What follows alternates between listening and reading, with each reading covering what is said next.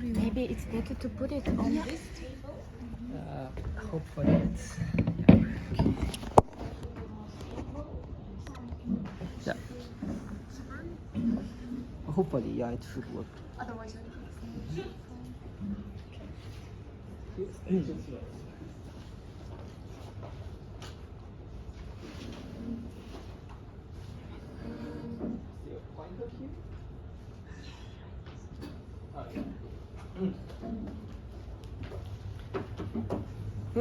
Welcome everybody, I am Haoyang Sun and I am very excited to present to you today the ILVI, your virtual learning companion for training diagnostic decision making in medicine. So, so for the medical students in Germany, they need to learn tons of knowledge before stepping into their career. However, when they are actually there, they often find the factual knowledge that they learned do not match the practical knowledge they need. Moreover, in the learning process, the resources like time and money are all considered endless.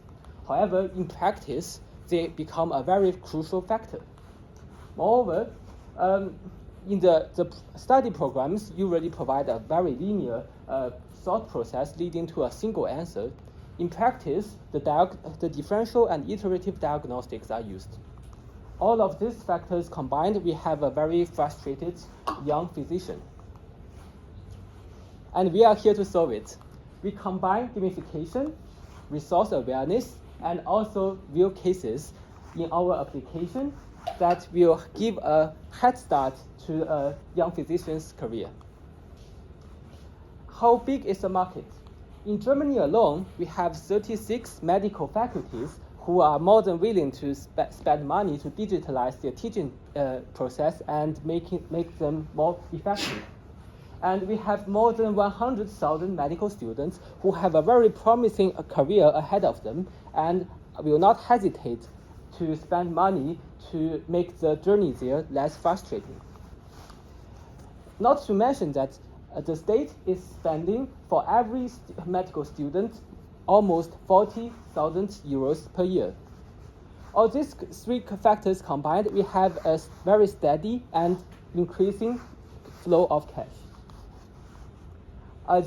Of course, for such a market, we have some competitors.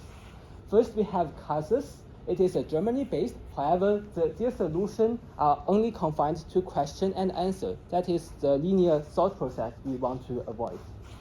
And then we have the DX oxygenation. It is based in US. It is in English, but do not abide to the German regulation.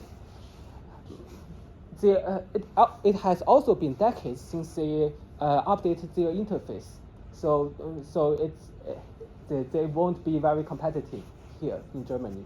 And then we have Divina. It is a UK-based project in development. However, it does not combine the factor of resource awareness very well in their concept. Then how do our solution look like? First, we have a lecturer. He will have access to a very thought through templates to create the learning materials. These learning materials will be based on the previous learning materials, which are, for example, the patient cases that has occurred in the previous courses.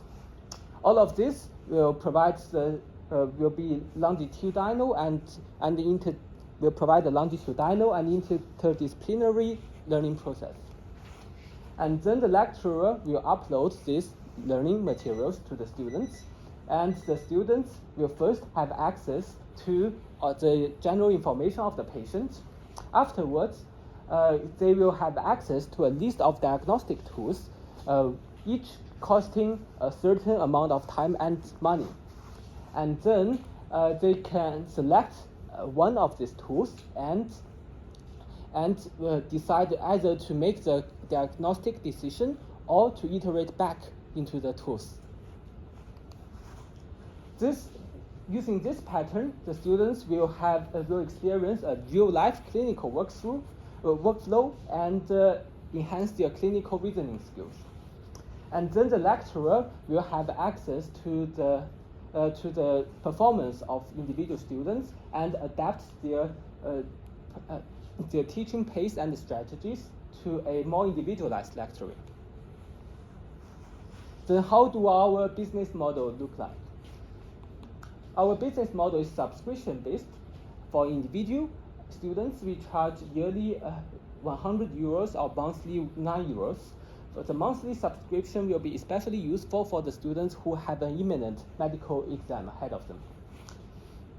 And then for the institutions, we will charge yearly 100 euros per student.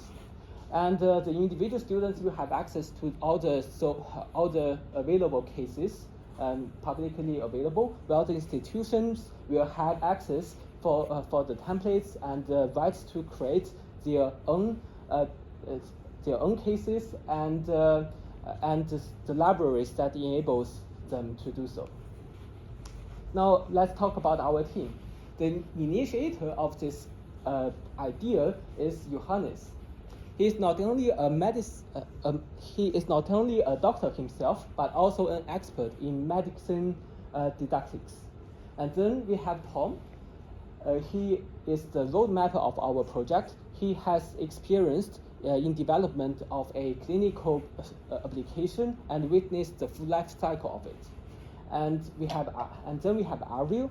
He is a resident of both worlds. He studies computer science and medicine. And then I am Hao Yang, and I am the IT wizard of this team. Now let's come to the traction. On the medical side, we have cooperation with Professor Alexander Zinks. He has already provided us with a lot of interactive learning materials, and he is willing to connect us to test on his real lectures. And he is also willing to connect us with his students and tutors.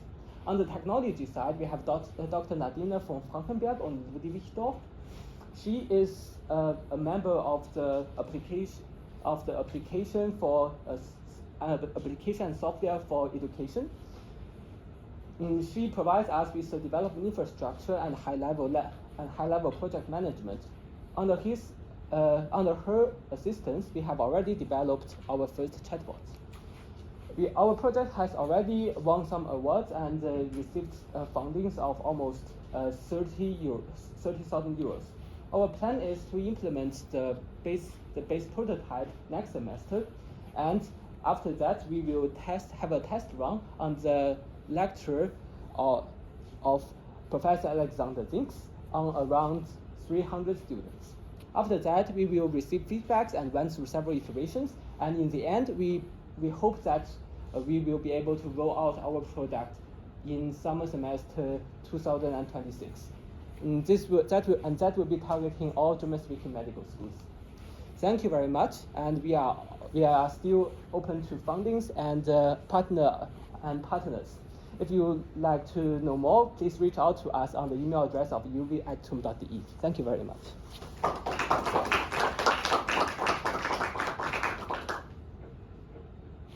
there any questions in the audience? Yes. So thank you very much. First of all, it's very good plan, I see, and you did already a lot. Do you have could you please clarify your go-to-market strategy? So you mentioned some professors, some students, and the rollout. Do you have some exact plans for the rollout, or? Yes. So our plan is to first implement the basic structure. So we already implement the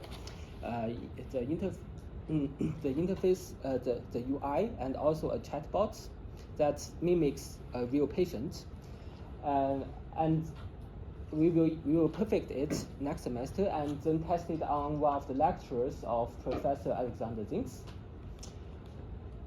So we will see what happens and then iterate and then go through the iterations, and in the end we'll have the rollouts on the medical schools. Hopefully, Professor Alexander Zinks will provide us more assistance in that matter. Yeah. Okay. Yeah, please. Thank you very much for your interest. interesting presentation. My question would be, what is your strategy to convince the lecturers to use your product? So what would the advantages be? Because in my experience, some lecturers are not very open-minded towards modern technology, towards new things. So what would you say to convince them? That is a very good question.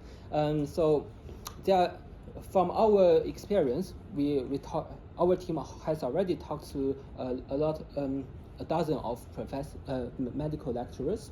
There are two types. One type is they are more than willing to digitalize the whole process so that they don't have to go through them or change them tediously every semester. Another type is that they don't want any changes. I think there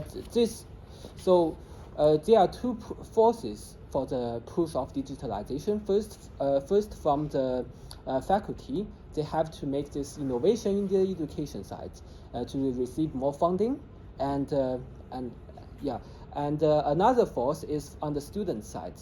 As I mentioned, the learning process has been very frustrating to them, especially for those who are studying for the N3 exam, and they find the learning process very frustrating and, to be honest, not so useful in the practical case. So we have two forces combined, and some professors that are more than willing to change, and we are very optimistic about the outcome.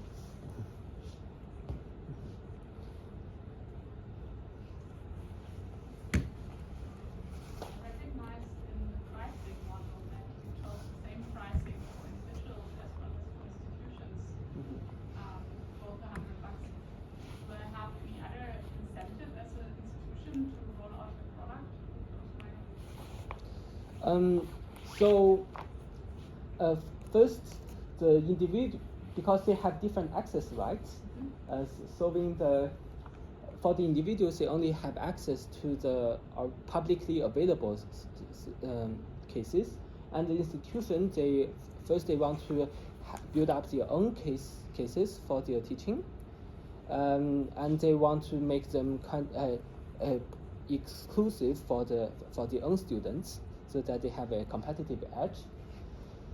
And so actually this business model are open to any changes, because we are in quite an early stage of development. We are not there yet to discuss detailed business models. Yeah. Does it mean that you will have another product for the lecturers who want to digitalize their lectures, or you want to develop this side as well? Yeah. So basically, we have two set of interfaces. One for the lecturer to first come up with the learning material and patient cases. Another functionality on the lecture side is to keep track of the learning process of all the students. And then we have the student side that is interactive. Yeah. But how you want, if the lecturers, they are not understanding your gamification process, this kind of not direct thinking way of learning, blah, blah, blah, and won't it be another Coursera? How you prevent this? How you gonna teach the lecturers to change the structure of their lectures, make them more interactive, students friendly? You know, don't you afraid that they will just download their 3 hours lectures as they always do? And I think it's a very good comparison to Coursera. First is we have interfaced with Professor Alexander Zinks. So we are still in the iterative process of improving this template. That's kind of a lecturer that brings his let's say the previous materials they are using all the time, and then feed it into this interactive template. So this is we will be doing most of the work here while expecting some participation on the lecturer side. We'll make it as user friendly as possible.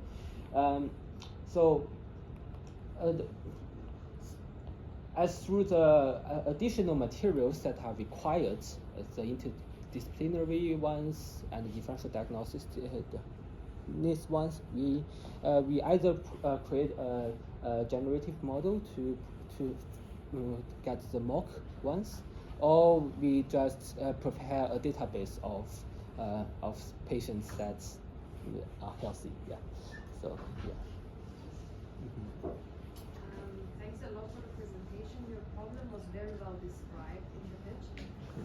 My feedback is that it's your solution description, because you have your problem, you had a sneak peek into the solution, then there came some slide about market and a few other details, then there was a deep dive onto the solution.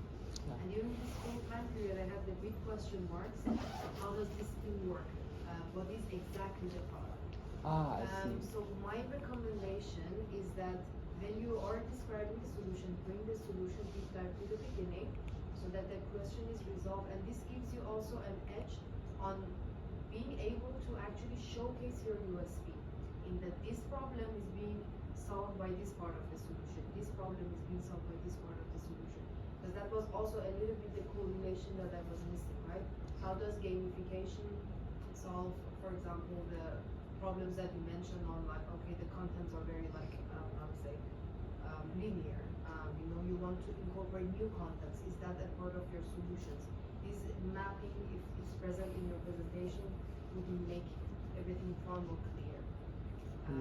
So that's my first recommendation. I have another one also about the competitor analysis.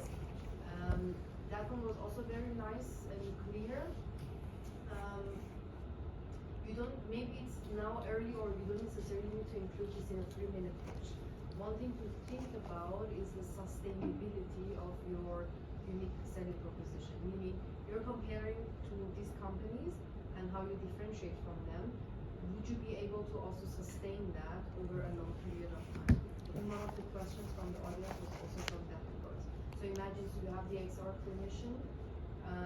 So the differentiation right now is that, well, they don't have a modern outlook and feel, and that the information is more US based and not German. So would they be able to compete with you if they hire a good graphic designer and they dig a little bit deeper into the content in Germany or not?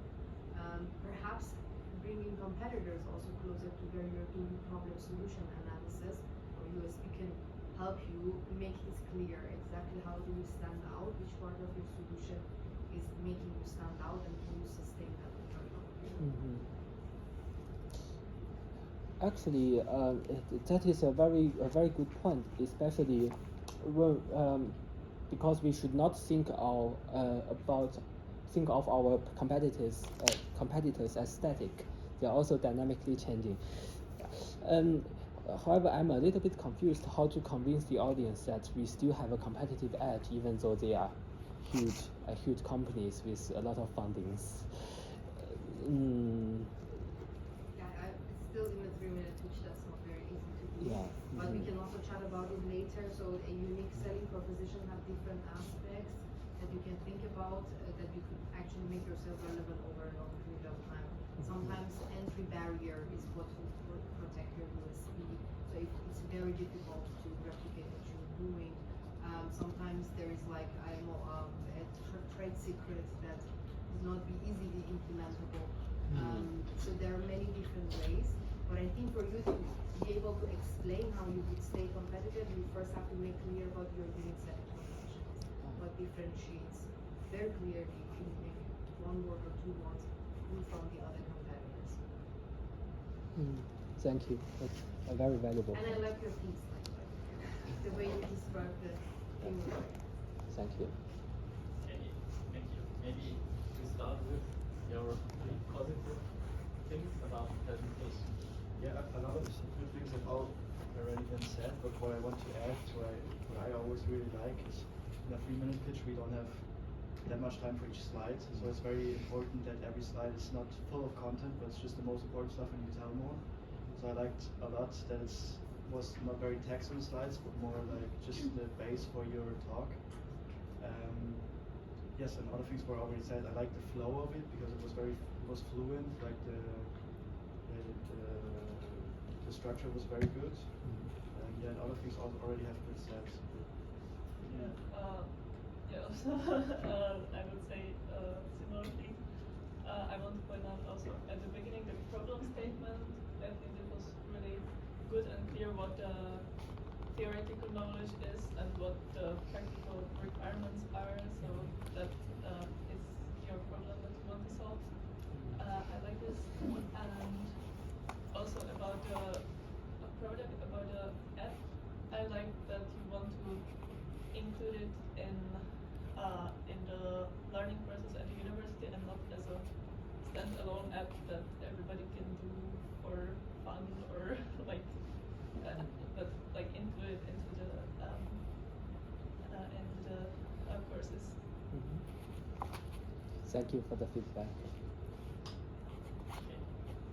Two things you can further improve in your presentation. Okay, I have one thing. When you're talking about like market or like what you're selling or what it is improving, I would maybe go into a bit more detail how this helps. So why should the university spend more money on it? So is it like that, I don't know, a lot of them are so bad when they start working that they actually, I don't know, cost more money than they actually can work for or something? Because I feel like I don't really know as a university why I should do this now, because the system right now is working as well, and sure, they might be better later, but that doesn't help me now. So why should the university pay for it? No? Yeah, so the motivation of the customers should be more illustrated more, you mean? Yeah, maybe like take the story, or take a story further that they are actually like better prepared for real life, which means they get hired more easily from clinics or so. I see. Yeah, we really need to work on the connection between our solution and the problem space. Yeah. But maybe it's just my opinion. I don't know. Thank you. I think presentation was really nice, was really easy to follow, and other than that, things to improve. I think sticking to the time, obviously, and also maybe for the next page, the prototype feasibility could be better. So Yeah. I would recommend to work on like making the screens of the platform or of the app more closer, maybe.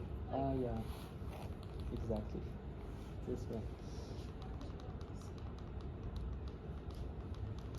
Yeah, it's really too small, to be honest. Yeah. I like that. Thank you. It's very valuable feedbacks. I also hope that we can finish the prototype before before the final presentation. Hopefully. Did you ask your specific question before, or do you have one? Okay. A couple of minor things. I had the same confusion when the competition came before the explanation of the solution. I was like, okay, market, competition, I was like, what is the solution that I'm comparing to the competitors right now? So I didn't understand the solution before. I think Niga mentioned it already in detail. We should push that forward. For the pricing slide, that's why I also asked my question. Maybe you can highlight it a little bit more. What's the additional value for the institutions? I think that's very important. Yeah. I recognize that the slide design changed in the middle of the pitch. Yeah. So in the beginning you have this very clear, straightforward, and then all of a sudden those bubbles appear. I like both designs, but I would suggest to decide for one when you go into the final pitch. Because otherwise it's just a distraction that you don't want from the audience. And defining was already mentioned. Really think about what's the audience going to be at the Heinz-Nixdorf Forum and what are the most important highlights. You will have 5 minutes there. That is a little bit longer, but I think you even went over the 5 minutes. So check that you can make it a little bit shorter, maybe a little bit less about the advisors or here and there. But I think in 5 minutes you can squeeze it in very well. Actually, That excellent pitch, and looking forward to the final results. thank you very much for the feedback. Actually, one of the things that I would like to ask is, what are the parts that you think could be, let's say, leaved out? Because 5 minutes, we have like 10 parts. That means 30 seconds per part. I also like the problem definition, but most parts takes more than like 45 seconds as I timed it. If you go to the back, I think from the speaking about it, I will shorten a little bit on the advisors. Mention them, maybe just in one sentence. You explain a lot about what they do and so on. I think you can shorten there a little bit. And then what comes after, the roadmap slide and this slide, I will combine into one. Because I think here you have interesting information in the slide before that there's already some funding inside and so on. This is very interesting, but I couldn't grasp it as an audience because I could feel that you felt the time pressure, so you became faster at the end and you jumped over the slides. So I think I would grasp this content better if it's on the roadmap slide, and then you just mention some highlights from the roadmap. And I think then you should be getting very close to 5 minutes. Thank you. Then I will try to combine these 3 slides. Thank you very much. You can also cut a bit. I really like your team slide that you mentioned the whole team, but I think you introduced everyone by person. And I think if you maybe sum it a bit up, that you say we have a very interdisciplinary team with experience in medical field, in IT and in business, then you can also save some time. And I think also at you talk very in detail about your product. Maybe there you can also save a bit time and just for every icon you have here, or for every function, just take one sentence and sum it up in some keywords. What are the main advantages of your solution here? And besides that, I also like the design. I'm a fan of the first design. Okay. I would keep that, but I also recognize that it changed at the middle. I think it's very clean, your design. You have very less text and some symbols and visualizations of the app, so the audience gets a feeling how your app will look like. I really like that. Maybe for you, if you presentate, I really like you talk very freely, but you also stick a bit to your presentation in some moments, and I don't think it was because you don't remember what to say, but it's just natural that you're looking maybe try to stick to the audience. You know what is on the slides, I'm sure, because everyone recognized that you learned it and you know your product, but try to stick more to the audience and not to your slides. Yeah, that I also noticed that because I have some. It's not because I forget it. I need some anchors of specific words to guide me through. Will we have a wall that's on the opposite side of the screen that we can look through that? At the next door forum, because also a wall where you see the presentation. Yes. Yes. We can. I don't think so. So the presentation will be here, but we will have the whole room, so the big and the small audience. Maybe we can think about the presentation monitor in the middle. Yeah. But I think you don't need it because you know what is on the slides.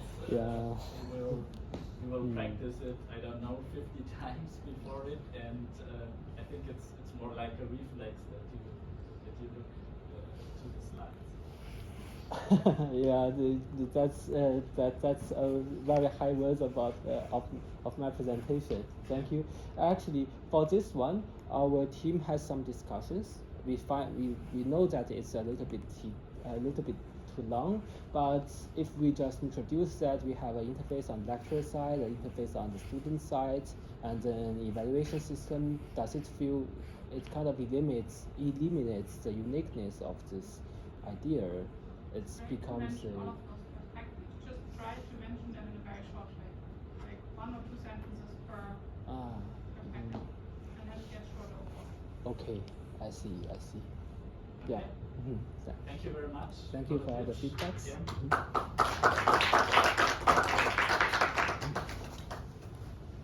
Please also change the roles for feedback and improvements for the next presentation. And Attila, it's your team.